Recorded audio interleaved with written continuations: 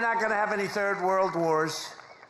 Every American was safer under President Trump. In fact, the entire world was safer when I sat behind that beautiful, resolute desk in the Oval Office. You know, I heard the other day, for the first time, I heard Biden say, the beautiful, resolute desk. He never said that before. They copy me. When I say we're a nation in decline, guys are copying me. Then they say they shouldn't say that, but they thought the words were beautiful. But they copy me all the time. In that case, it was Republicans that were copying me because they happen to be right, so I don't mind if a Republican copies me. Any of you guys want to copy me. But it's a sad thing to have to say, but they copy me. The resolute desk, he never mentioned that. He doesn't even know what the hell the resolute desk is. Exactly 3 years ago this month, the weakness and incompetence of Kamala Harris and crooked Joe Biden delivered the most humiliating event in the history of our country and one of the biggest military disasters in the history of the world, as far as I'm concerned. No one will ever forget the horrifying images of their catastrophic retreat from Afghanistan. Desperate Afghans fell to their deaths from the wheels of U.S. cargo planes that were 3,000 feet up in the air.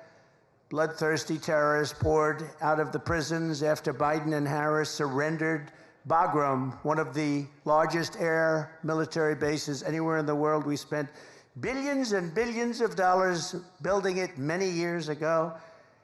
And you know, it was important to keep it. I was never leaving that. I would have been out faster than them. I said, that's not, we were there for almost 21 years.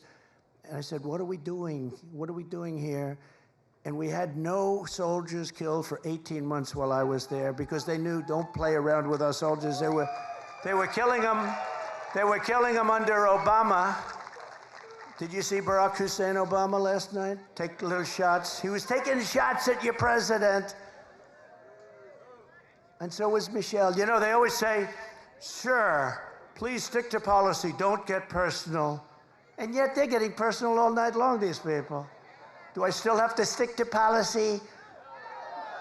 Sir, you must stick to policy. You'll win it on the border. You'll win it with inflation. You'll win it with your great military that you built that they gave away $85 billion worth of it in Afghanistan. Sir, you're going to win it on crime. The crime is running through the streets like never before. You're going to win it on all of these things, and maybe especially, I think two things, the economy, inflation, because I view them together, what they've done to inflation, and they caused it with energy. What they did with energy is so stupid. If we were there, our energy, we would be so dominant all over the world right now. We were already energy independent. I made you energy independent, but we would be energy dominant. We'd be paying back debt. We'd be reducing your taxes still further. We gave you the largest tax cuts ever. And a lot of good things were going to happen, but now we're just going to have to sort of call it a delay of 4 years. But these people don't have any idea what they're doing. You had 13 heroic U.S. service members were tragically and needlessly killed. I got to know a lot of the relatives, friends, and mothers and fathers of those 13 people. 45 others were horrifically wounded, and $85 billion worth of the best military equipment anywhere in the world was handed over to these people. In fact, Afghanistan is now one of the largest arms merchants anywhere in the world. Did you know that? They're selling our equipment at tremendous prices. They're selling our beautiful. We had 70,000 armored trucks, many of them armored trucks and vehicles. Think of this. We had 700,000 rifles and guns. I actually say, what the hell did they need so many for? 700,000 rifles and guns. We had goggles, brand new, right out of the box. You know, they didn't fight at night because they never had goggles, right? Good fighters. They never had goggles. Now they have brand new goggles, all left by the Biden-Harris administration. Gave them billions and billions of dollars, just gave it to them, and now they sell that equipment because they don't need 700,000 rifles. They need 20,000, little difference. They don't need 70,000 vehicles. They need 500 vehicles. You have to ask yourself, who bought all that stuff in the first place? Who bought it all? How disgusted we're all, when we see, all of us are, when we see 3 days ago when we viewed their parade our military equipment running down the middle of their main avenue, brand new, beautiful, armor-plated trucks, tanks, and vehicles running down the middle, and they're all celebrating because we have stupid people running our government, and she'll be worse than Biden because he wasn't really a believer, but she's a radical left believer. She ruined San Francisco, she ruined California, and if she gets in, our country doesn't have a chance.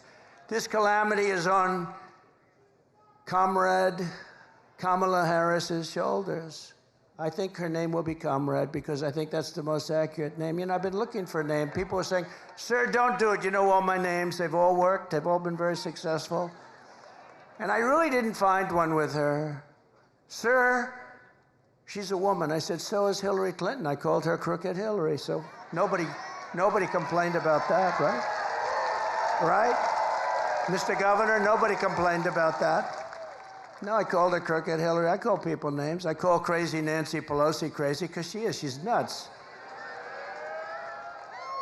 You know, Biden is really angry. You know, he's very angry. He was so angry the other night, he's like seething. You ever see a guy make a speech? There's such anger and so uncomfortable, just shouting, yeah. But he's terrible. He's just terrible. Should have never been there. We all know that. Should have never been there. What they've done to this country is incredible.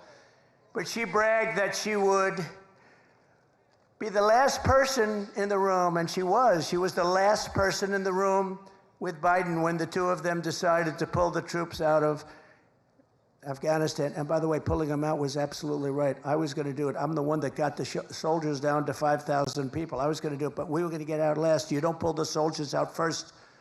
You let the soldiers stay last. And the head of the Taliban respected me, Abdul. I had conversations with him. After my conversations, not one soldier in 18 months was killed, but you pull the soldiers out last. Milley and these guys, you know, we have great generals, but Milley and Mattis and these guys, they didn't know what the hell. I call them television generals. The television generals are no good, but the generals that defeated ISIS, for me, were great. We have a great military. But she had the final vote. She had the final say, and she was all for it. You take the soldiers out. If I took that young person right there, about 5 or 6 years old, beautiful young person, and if I said, I gave little details, like about 30 seconds worth of details. Would you take the military out first or last? Sir, I'd take the military out last. But they took it out first. And then we left hostages, we left all of the equipment, we left everything. And we left Bagram, and now China is occupying Bagram. Bagram being 1 hour away from where China makes its nuclear weapons. Wouldn't it have been nice to have our big, fat, beautiful base? It was probably built there for that reason. But China 1 hour away, and now China is occupying that massive, big base. Some of the biggest runways in the world. They can hold heavier loads than any runways in the world. Under my leadership, we were getting out of Afghanistan, but we were going to get out with dignity, pride, and with strength. When I left office, we had not lost a single service member in the combat in Afghanistan in more than 18 months. And then we had that horrible day where we lost so many, and so many were so badly hurt. Arms, legs gone, face just obliterated. We lost so many great people that day. Nobody talks about the people that were so badly injured. They never mention them. I always mention them. All over the world, our adversaries knew that America was not to be trifled with when I was your commander-in-chief. And you know, it's very interesting.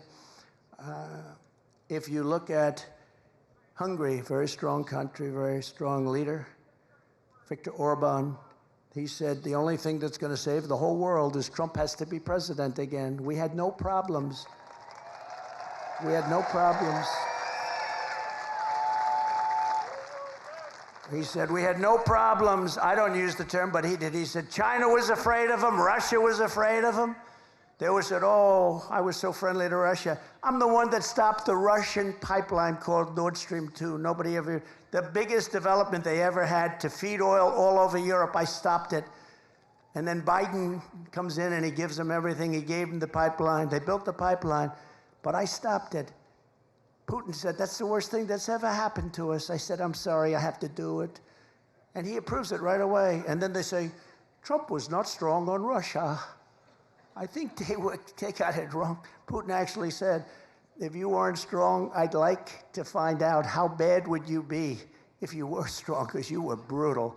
But you know, I got along with him. It's good to get along with these countries. I got along with China. That wouldn't have happened. What's happening right now, they're planning an attack on Taiwan. There's no question about that. That wouldn't have happened. It wasn't going to happen. They knew that you weren't allowed to do that. Putin would have never gone into Ukraine. Israel would have never been attacked. It's a sad, sad situation. So many people are dead. So many people are gone. So many cities. You look at Ukraine, those cities are just wiped off the face of the earth. They're outside of Kiev and a couple of others have basically just flattened. Far more people dead than they let you know. It's like your numbers that were released fraudulently today. Far more people dead in that war than anybody would know. When those big buildings come tumbling down, hit with rockets, so ridiculous. There's nothing left. It's so ridiculous. But since the Afghanistan catastrophe, it's been open season on America and our allies. I really believe that the Afghan disaster, what happened, the stupidity and the way we pulled out and the bedlam and all of that, it would have been very smooth. We were going to get out with strength and dignity. But when Putin saw that, he said, wow, those people don't know what they're doing. They're overrated. And he went in, and the same thing happened with Iran. Iran was not going to play with us. And now Iran is a rich nation. They have $300 billion. They had no money. And in 3.5 years, they made $300 billion. $300 billion they have right now.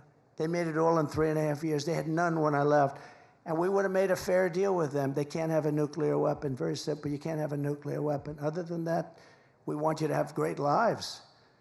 But I do hear they're after me, but you know, that's the way it is. Look, I'm here for you, and I'm here even for the world. We want to stop world wars because the equipment is so devastating now.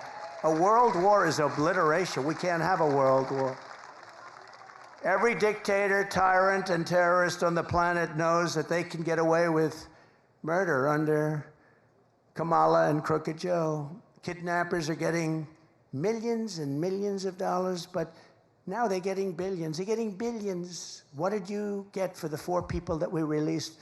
Sure, they got $6 billion. What is $6 billion? Does anyone know what that means? $6 billion. They got $6 billion. People get kidnapped, and you know they ask for like, how about $1,000? How about 500? They got $6 billion from these idiots. And you know what happens? When that happens, a lot of people are going to get kidnapped because they say, we're dealing with stupid people. A lot of people. We had 59 people that were hostage, some in North Korea. That's about as tough as it gets. We got people out without paying for anything. We never gave money. We didn't want to give money. If we gave money, all they do is they go around kidnapping everybody. These people give, not only do they give $6 billion, they got the Prince of Death out. He's the #1 arms merchant in the world. Russia got him as part of one of the deals. The #1 arms merchant in the world. And we got a couple of people. But you know, why were they there? And why did they do what they did? But they got some of the most criminal, the toughest, meanest criminals anywhere in the world. On top of that, we paid them billions and billions of dollars. We're run by very stupid people. I'd like to use a different word. I'd like to use a much more sophisticated word, but there's no word I can think of. Incompetent. How about incompetent? As a result, peace in Europe has been shattered by the largest European land war since the fall of Nazi Germany. This is the largest war there's been, and this war is going to escalate and escalate. When, if, but when. I have to always say if, you know, because they cheat. I would say when if they didn't cheat, but they cheat. That's the one thing. They're great at cheating in elections. If we win, I'll get that thing settled before I take the office. I'll get it settled as president-elect. I'll get that war stopped. With Russia, yeah, we'll get that stopped. Ukraine and Russia, we're going to get it stopped, and quickly. It'll be done before I get to office. It would not have happened if I was president. It wasn't going to happen in the Middle East. The Jewish people have suffered the worst atrocities and deadliest attacks since the Holocaust. There's no question about that. The United States has been forced to abandon more embassies under Comrade Kamala than at any time in our history. We're running out. It's not like we're leaving. We're being run out of these embassies that cost us hundreds of millions of dollars to build. You got to see these embassies in the middle of nowhere in a country you've never even heard of. They spent $900 million to build an embassy. The whole thing is crazy. The world is on fire, and Kamala and Biden have marched us to the brink of World War III. That's what we're in. I think, General, you would probably agree. You're one of the experts, I would think, right? I don't even talk to you about that lately. It's so out of control, I don't even have to bother. I just say, look, take a look. But one of the great experts, and we're on the brink. That's why this November, Americans are going to tell Kamala Harris, that we've had enough. We can't take it anymore. You're doing a terrible job. Comrade Harris, you're fired. Get out of here. You're fired. You're no good.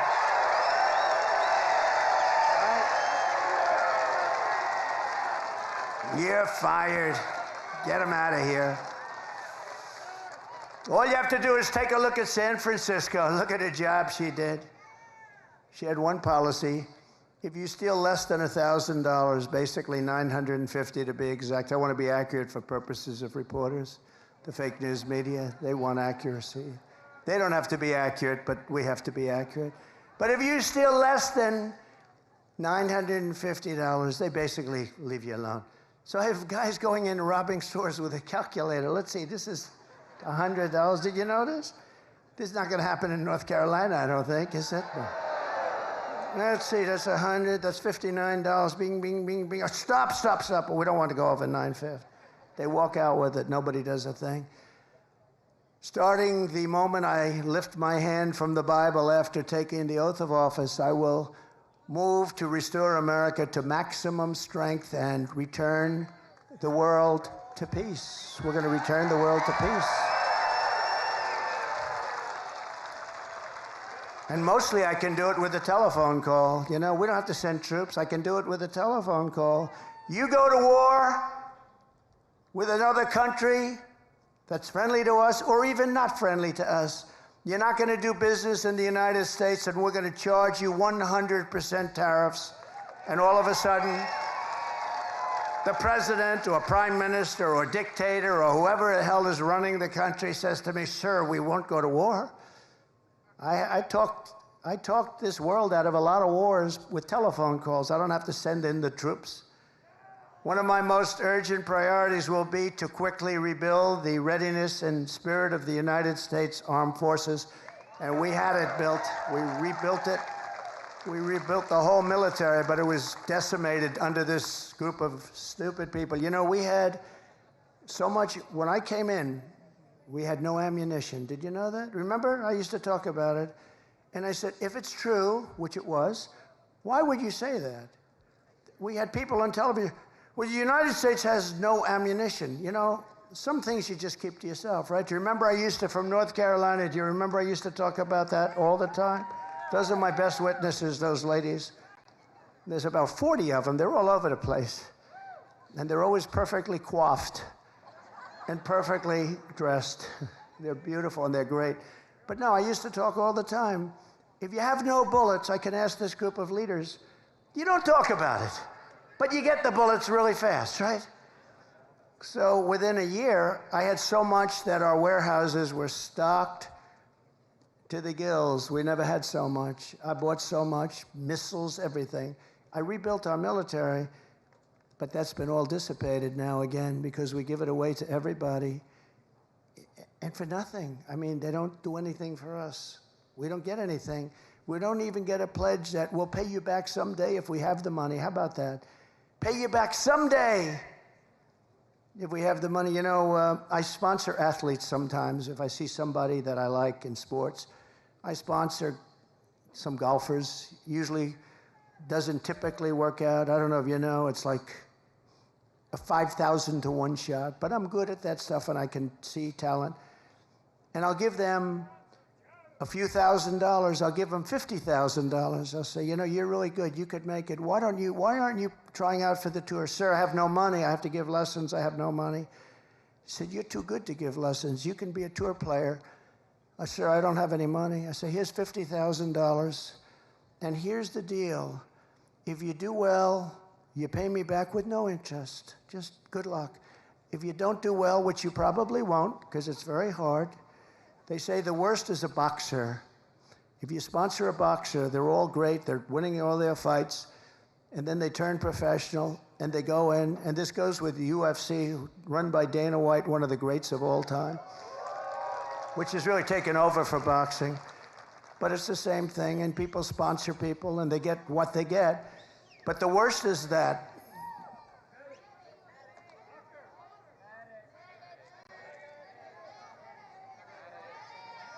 what's wrong?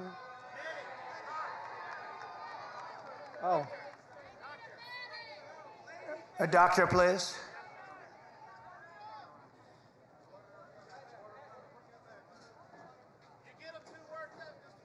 It is very hot here, I notice.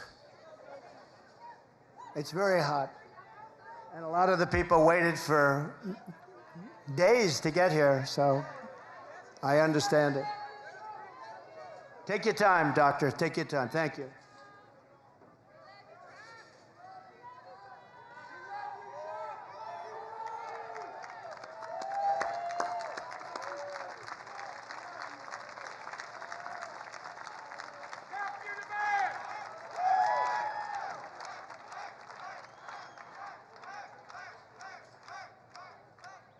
Yeah. Take your time, please.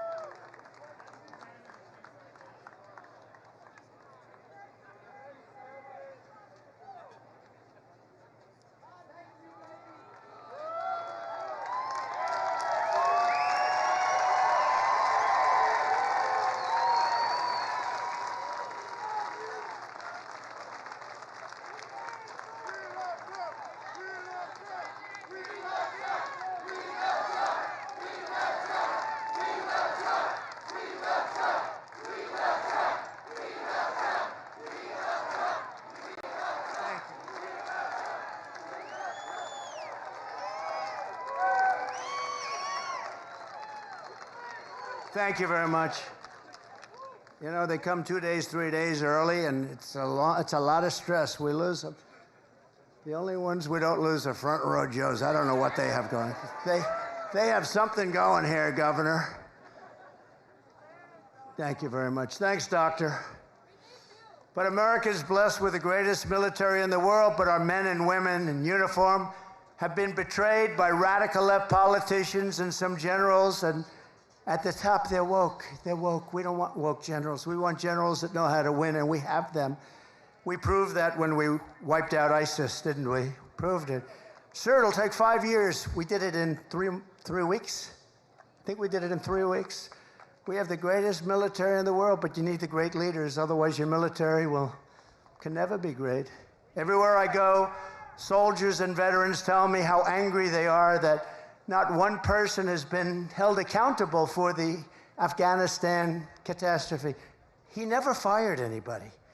You know, I fire a lot of people when they don't do a good job. Then they come back and write books. You know, they hate you, but that's okay. When you don't fire people, they never write books, you know. But I fired a lot of people. I wasn't happy with their service. I wasn't happy with the job they did, and I fire them. I let them go. I mean, I'm working for you. I'm not doing this for myself. But when you fire them, they always come back with something. And now nobody's ever been in the position where, you know, they get offered all sorts of money from the fake news and everything else, and fame. We're going to make you famous. All you have to do is make up some stories about Trump. but people don't seem to care. It's phony stuff, phony, horrible. They're lightweights, they're terrible people. You know, when I came, don't forget, I didn't know anybody in Washington. I'm President of the United States. I'm going down Pennsylvania Avenue with the biggest load of military and police and motorcycles and everything you've ever seen. And I didn't know anybody. I said to my wife, I don't know a lot of people, but the people I know, I got recommendations from a lot of good people, well-meaning people. Some were good, most were great, but we had some bad ones too. But now I know them all in Washington. I know the good ones, the weak ones, guys like this. I know the weak ones and the bad ones. General, we know the dumb ones and the smart ones, don't we? We know them all. But the voters will hold Kamala and Joe accountable for this November when I take office, and they're going to be held accountable for what they've done to this country. Right? Thank you. I will ask for the resignations of every single senior military official who touched the Afghanistan disaster. I want their resignations immediately. And I want them on the desk in the Oval Office, the Resolute desk. I want them on at 12 o'clock, Inauguration Day, everybody involved with that disaster. When you have a disaster so stupid as that caused us such problems, you don't know what that's done to the reputation of our country, the Afghanistan disaster. This house cleaning will be a signal to the entire world and America, military, and everybody else. They want people to be held accountable for failure and incompetence, and it's just not acceptable that something like that could happen. These are fighters. They fight with broken, old, obsolete weapons and knives. We have F-16s, we have F-35s, F-32s, and we were knocking the hell out of them, just knocking the hell out of them. It was easy. But I said, what the hell are we doing this for? Let's get the hell out of there. We were getting out with such strength. They were so happy they couldn't believe it. And then these people came in, and it's horrible to even think about what happened. And countries all over the world lost respect for us because of Afghanistan. We demand success and we demand victory. We want victory from our soldiers and from everybody else. Under Comrade Kamala Harris, and I call her that because there's never been, she's a Marxist, okay? I was saying, do you think she's a Marxist or a communist? To people that really study this stuff, they weren't able to tell me. They said it could be all the way, it could be communist, but she's damn close. They said it was definitely one or the other, but they couldn't actually tell me. Was it communist or Marxist? Sir, it's one or the other. We're not sure. We'll figure it out.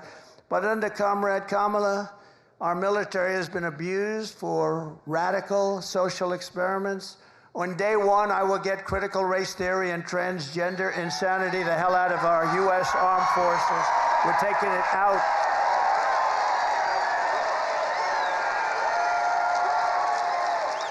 Our warriors should be focused on defeating America's enemies, not figuring out their genders. By that time, hopefully, they know their genders. Marxist ideologies have no place in combat. Think of it. They go in and they decide, oh, they're going to change my gender. No, we want them to know their gender when they go in. You have no idea the disruption that has caused, and the fake news refuses to report it. You know, when I did a ban, I went to a lot of good generals. I said, I'm not going to tell you names. Just tell me, is it the right thing or the wrong thing? The wrong thing, sir. It's the wrong thing. And I had unanimous support. And then we did it. I didn't do it. Other people did it. They reversed me as soon as they got in, like almost the first day. I didn't do it. But they allowed things to happen to our military that just not right. If you want to have a sex change or a social justice seminar, then you can do it somewhere else, but you're not going to do it in the Army, Navy, Coast Guard, Air Force, Space Force, or the United States Marines. Sorry. You're not going to do it there. The military brass that led these absurd and insulting initiatives will likewise be removed, and They will no longer be in command. They're going to be gone so fast. Kamala and Crooked Joe purged 8,000 service members from our military for refusing their COVID vaccine mandate. They refused to do it. We didn't want a mandate. The mandate, you just can't do that. I will rehire every patriot who was fired from the military with an apology and with back pay. They will get their back pay and an apology from our government. Hopefully they have great jobs right now and they're making a lot of money, but if they want to come back in, they get an apology and we sign them up and they get their back pay. Should have never happened. The mandate stuff should have never happened. Thanks to Comrade Kamala and Joe Biden, morale in our military is now so low that almost every single branch is suffering a major recruitment and retention crisis. You know that. Upon taking office, I will begin the largest peacetime recruitment drive in the history of the armed forces. We have to fill our armed forces with great people, but they don't have spirit now. There's no spirit. Used to bring, other soldiers would bring their friends in. Now that doesn't happen. Almost never happens. The sense of spirit, pride, and prestige will soon come roaring back and reach levels never seen before. We're going to make it so hot that I'm going to want to resign and join the military. I don't know what rank I would start at. I guess I started private. I don't know. What rank would I have to start at, General? I have to start pretty low. He said you'll start at the top. All right, then I'll stay here.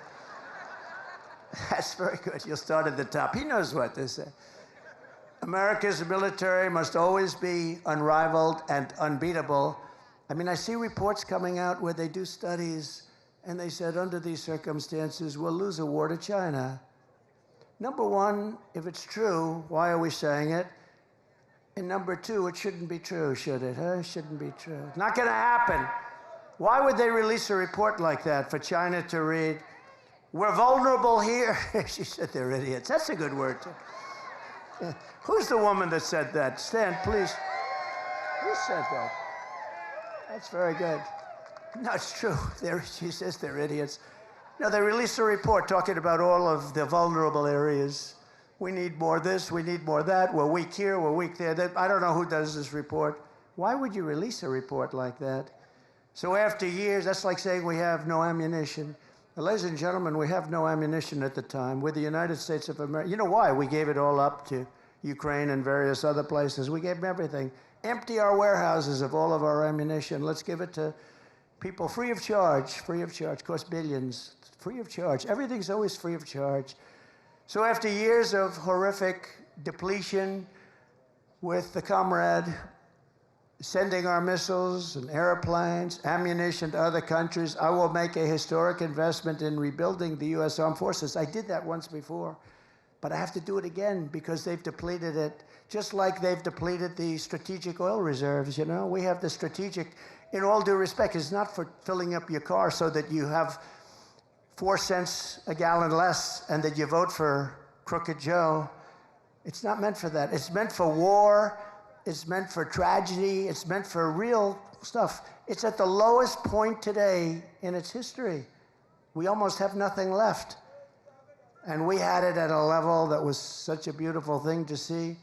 We will increase funding, but at the same time, the days of blank checks for the weapon systems over the past are over. I tell you what we will build, though. We're going to build a great iron dome over our country so that we don't have to get hit. We give it to other countries. We help Israel and other countries. And Ronald Reagan wanted it many years ago, as you know, but we didn't really have the technology then. He was right, but we didn't have the right technology. Today we have unbelievable technology. And, you know, we have other countries that have it. This country should have it. And we're going to make it right here, and we're going to make it in other of our great places. But a lot of it's going to come right out of your state. It's time to create the arsenal of the 21st century. We need that. That means aggressively shifting funding to keep America on the cutting edge, investing heavily in drones and robotics and artificial intelligence and hypersonics. Do you know, hypersonics, these are missiles that go 7 times faster than a fast, ordinary missile. 7 times faster. So fast that, for the most part, you can't shut them down and you can't shoot them down. They're going at levels of speed that nobody thought was possible. Do you know, that was our technology that was stolen by Russia. And Russia has them, and I started them very quickly. But somebody gave Russia, years ago, before me, all of our plans and specs for hypersonic missiles, and they built them, and we didn't. He said Bill Clinton. He could be. It might have been, in all fairness, might have been a little after Bill Clinton. I used to like Bill Clinton. Can you believe it? It could have been Barack Hussein Obama, perhaps. We should ask him. Now, he was very nasty last night. I try and be nice to people, you know, but it's a little tough when they get personal. Please, again, remember, please, sir, don't get personal. Talk about policy. Let me ask you about that. We're going to do a free poll. Here are the two questions. Should I get personal? Should I not get personal? Ready? Should I get personal? Should I not get personal? I don't know. My advisors are fired. No, we'd rather keep it on policy, but sometimes it's hard when you're attacked from all ends. I mean, they want to put you in jail for nothing. For nothing. For cases that the legal scholars all over the country have said there is no case, and they want to put you in jail. And I could have done that to Hillary Clinton. I could have put her in jail. She turned away subpoenas, and she damaged stuff, and she wouldn't give things after a subpoena was sent, from the United States Congress. I said to myself, we want to bring the country together. Wouldn't it be terrible to put the wife of the President of the United States in jail? Wouldn't it be terrible? And then I come out, and they do it to me. And there's no feeling as, wouldn't it be terrible? But we won the big case in Florida. That was totally won. And Biden didn't. You know, Biden documents, I had the Presidential Records Act. I had a right to do whatever I wanted to do. That was passed in like 1978. But Biden didn't have a right to do it because he wasn't president. And he was there for 50 years. He took stuff. And the ruling was basically he's guilty as hell, but he's got no memory. He's a nice man with no memory. Actually, they're wrong. He's not a nice man, and he has no memory. He's not a nice man at all because he started weaponization. And weaponization is a double prong that can come back to haunt them, too. It's a terrible thing for our country, I can tell you. A terrible thing for our country. We need a dramatic increase in research. We need a very dramatic increase in development. And in so doing, we will create countless American jobs, including jobs right here in a place called North Carolina. Do we love North Carolina?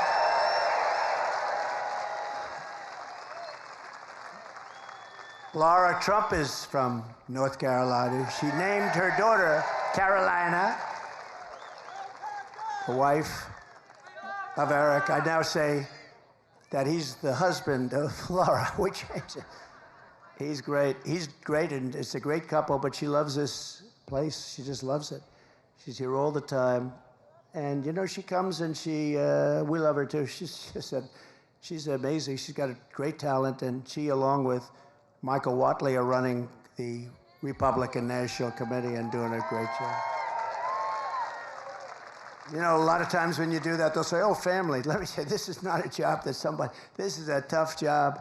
And our primary focus is not to get out the vote. It's to make sure they don't cheat. Because we have all the votes you need. You can see it. Every house along the way has signs. Trump, Trump, Trump, Trump, Vance, Trump, Vance. And by the way, Vance is doing a great job. Vance is doing a great job. Look at that beautiful red Vance. No, but these signs are all over the place. I see it everywhere, no matter where. In Florida, they're all over. Because people want to see common sense. You know, we're the party of common sense. It's not conservative, liberal. They don't want to be called liberal anymore. They want to use progressive. We're progressive. Progressive.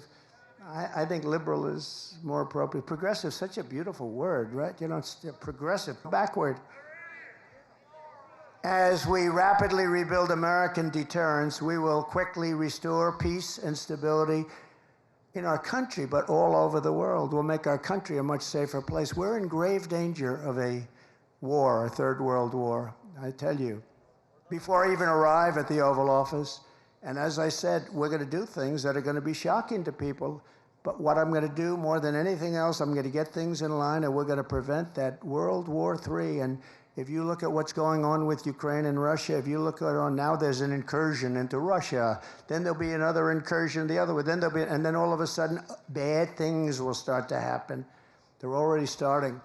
By contrast, if Comrade Kamala wins this November, World War III is virtually guaranteed to happen. Everything she touches, she destroys. Everything that she's touched, you look at her life.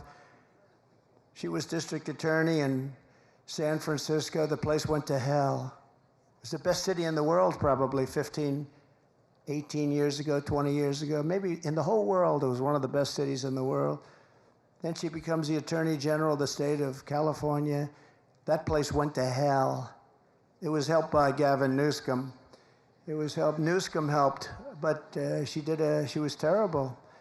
And it's crime-ridden, and I mean, you can't walk down the sidewalk anymore. It's just unbelievable what's happened to that state. So sad. Best weather, beautiful ocean, beautiful. Everything is good, but they've just let it go to hell. And she's going to do the same thing to the United States. And when she says, I'll let you frack, her whole career, she said no frack, in Pennsylvania in particular. No, because they get tremendous wealth from fracking. They're going to be stopped, 100% they're going to be stopped. She just changed her view a few months ago. You got to see, she ran against Biden. There were 22 people running. She was the first to leave.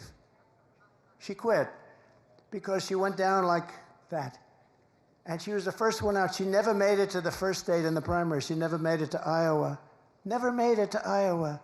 She didn't get one vote. And she still hasn't gotten one vote.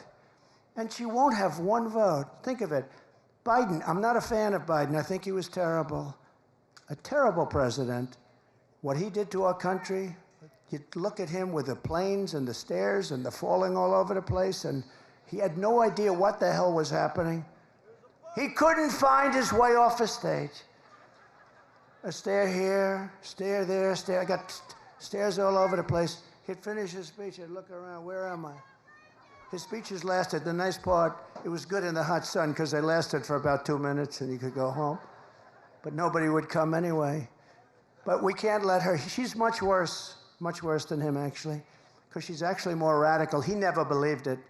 He just did it for votes. I don't know why you'd get votes by having open borders. She wants open borders. If she became president in 4 years, she'd have 60 to 70 million people from all over the world. And it's not just South America. And remember, they're releasing them from their jails and their prisons. They're coming out of jails and prisons and mental institutions and insane asylums. Then we have hundreds and probably thousands of terrorists that have come into our country. We probably have a few here. Welcome, welcome. But we probably have a few here. And she's all for it. And now she's saying, and you see what she's saying, well, the wall was largely built. We were adding space onto the wall. We built hundreds of miles of wall. I actually took it because Congress gave us a hard time and the Democrats were brutal. We had 11 lawsuits and we won all 11, but I took it out of the military. I called it an invasion of our country. It was an invasion. And we built hundreds of miles of wall, and then I was going to do 200 extra. We ordered it. It was there. And we had that rotten, horrible election where we did much better than we did the first time.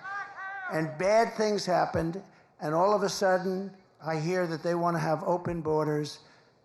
And I thought they were kidding. Who the hell wants open borders? And then they said, we'll give you health care.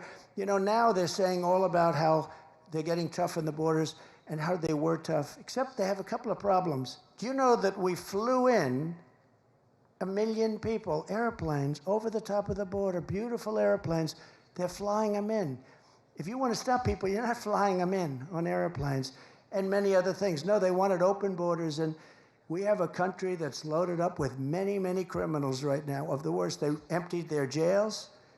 They emptied their jails and prisons. They emptied their mental institutions into our country, largely.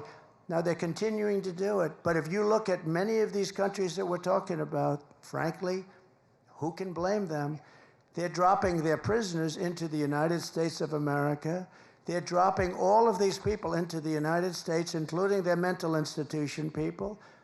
Any terrorists they have, they're dropping them into the United States. We're taking hundreds of thousands of people that were in jail for murder. You take a look at Venezuela, their jails are half. And I'm surprised half, because frankly, I would have worked faster than that. If I were running it, I would have had all of them out of there by now. They go to Caracas, they take all their gang members, all of their killers, their murderers, their drug dealers, they take them and they're putting them into the United States, and their crime is down 72%. In fact, next time what we'll do, instead of North Carolina, we'll have our next little gathering in Venezuela, because it will be much safer than being in our country.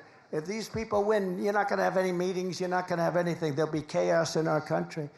And we just can't let it happen. We can't let it happen. We can't let it happen. Remember, when Biden sent Kamala to Europe to stop the war in Ukraine, she met with Putin, and then 3 days later, he attacked. How did she do? You think she did a good job?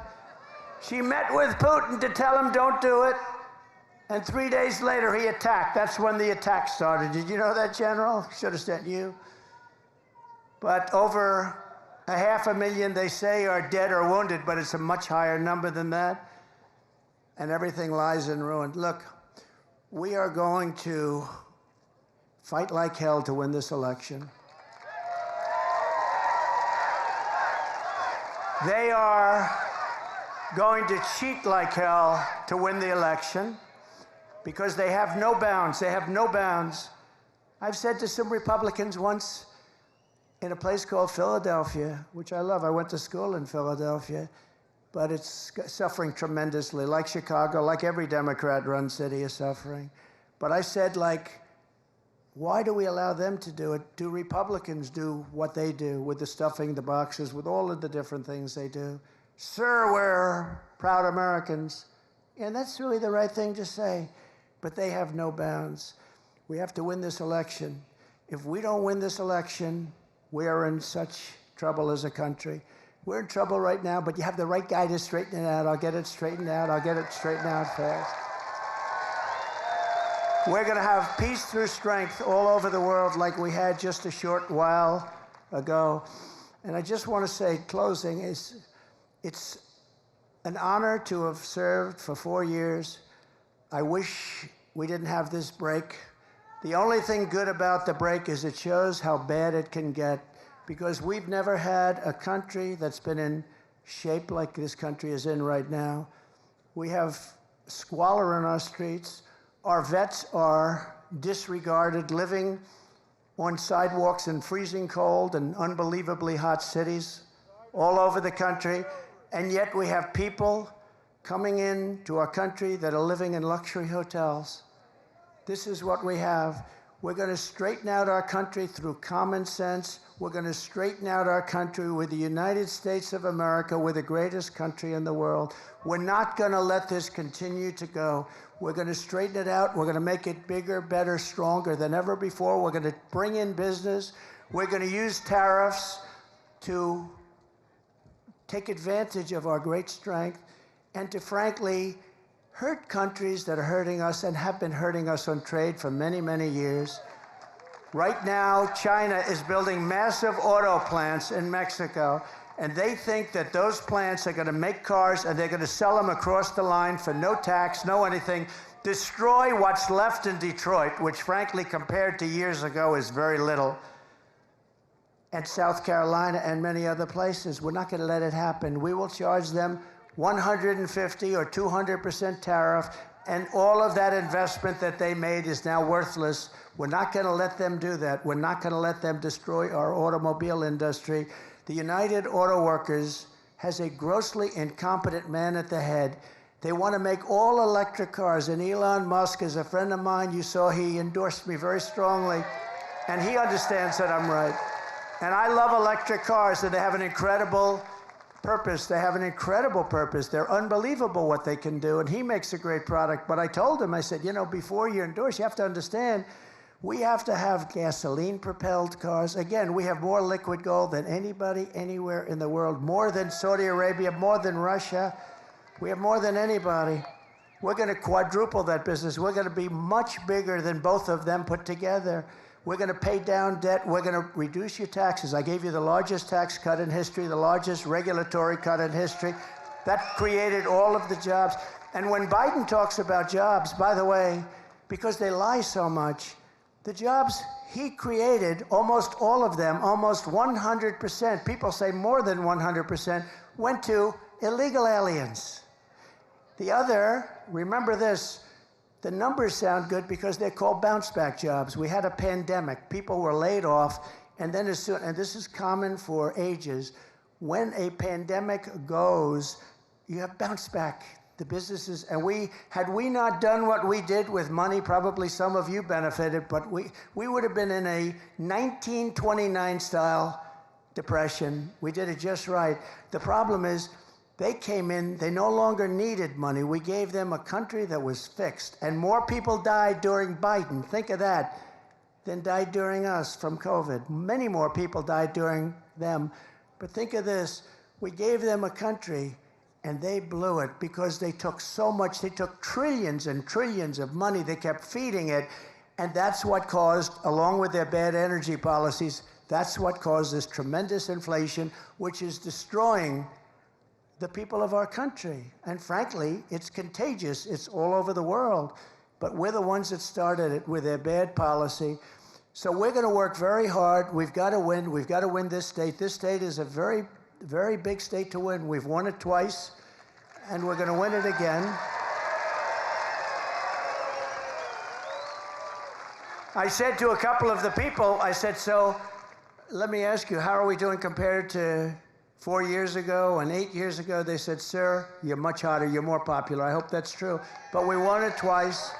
And all I can do is pledge to you that we're going to do a great job for North Carolina. We're going to do a great job for the United States of America. We put America first, and we're going to make America great again.